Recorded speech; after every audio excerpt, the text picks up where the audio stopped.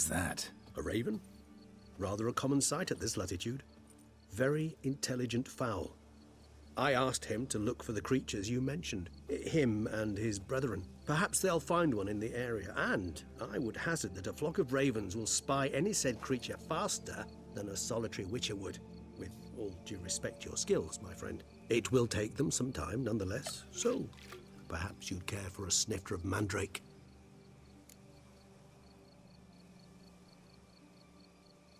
Rarely say no to a snifter. Sadly, this is but a weak infusion rather than a proper distillate. Even better. I remember your mandrake hooch. Made people say things they'd have rather kept to themselves. Now, what could Geralt of Rivia prefer to keep to himself?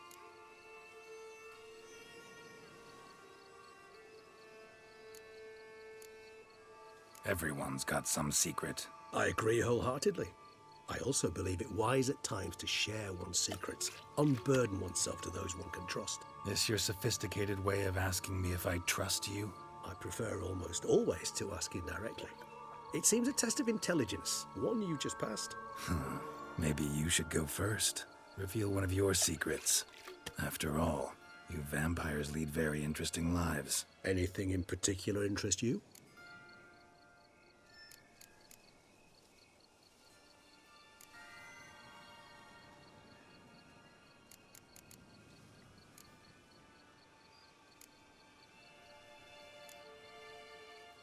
Gotta ask you the big question, one everyone wonders about. What happens after death? You wish me to tell you if the human belief in the gods is well-founded? Well, that I do not know. We vampires differ exceedingly from you humans. Our matter, that of which we are composed, can exist without form. We require neither a heart, nor a brain, nor air to breathe. But were you dead? As humans understand death, yes. Feel anything? Understand anything? It's rather hard to explain. I felt something very unsettling. Something I cannot even name, for I did no reasoning. Only after rebirth did I begin to understand that what I had felt was cold and unimaginable fear. If not for Detlef, I might have drowned in an eternity of icy terror. Can't have been alive then. Sheesh, experience like that must be vicious. Indeed, it's hard to compare to anything I know. Yet you are aware we don't see death as you do. The way you cling to life, we find it entirely peculiar. You are mortals, ergo it's a foregone conclusion. You will die. It's but a question of time. Thus, I often find myself wondering why you try so very hard. To die at 20 years, 40, even 100, what's the difference? They're all but the blink of an eye. Depends on your point of view. Man who's got 1,000,000 crowns to spend can't possibly understand one who's only got 20. Very true. One's outlook can indeed change much.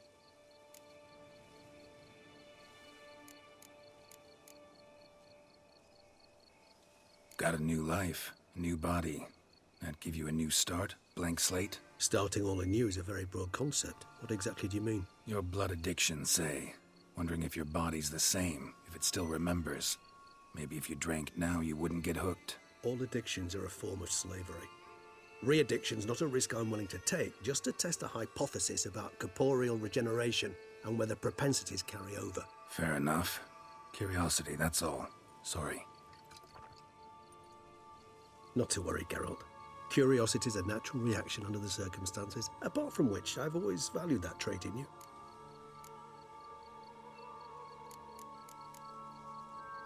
Always fascinated me the way vampires can regenerate. A hand growing back is one thing, but Detlef recreating you out of a wet smear? Something else entirely.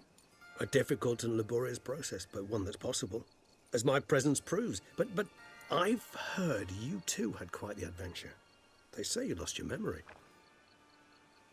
For a bit, but Triss helped me get it back.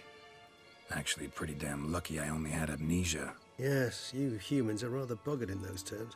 To strip you of life is, well, it's just plain easy. I've always pitied you in that regard. We vampires are much harder nuts to crack.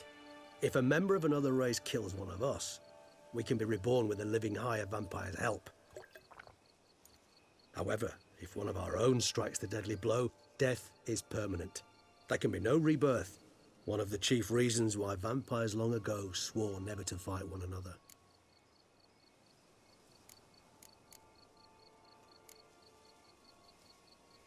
Curious what you did after you were reborn.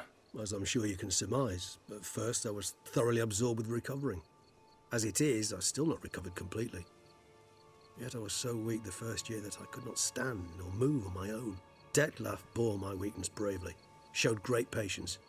If not for him, I wouldn't be here, and I'd have regenerated far slower.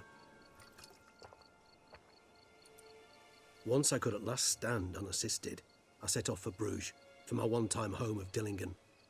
There I led the peaceful life of a rural healer and surgeon, enjoying my neighbours' respect and, in fact, constituting the exact opposite of the monstrous vampire the populace imagines. Bruges, you say? Rebirth make you sentimental? Perhaps a dash. But what of you? Where have you been? Ever find your Cyrilla? Back then, yeah. But we parted again soon after. And when the time was ripe, she came back, defeated the Wild Hunt together. Ooh. Seems I certainly missed quite a bit while I was absent. True enough. But it's a conversation we'll have another time. Need to know more about you now.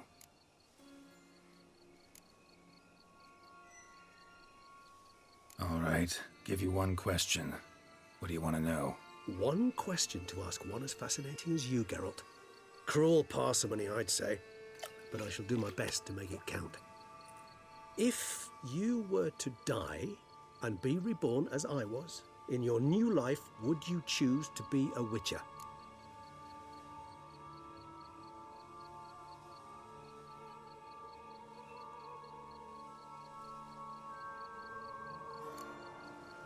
That's what interests you most?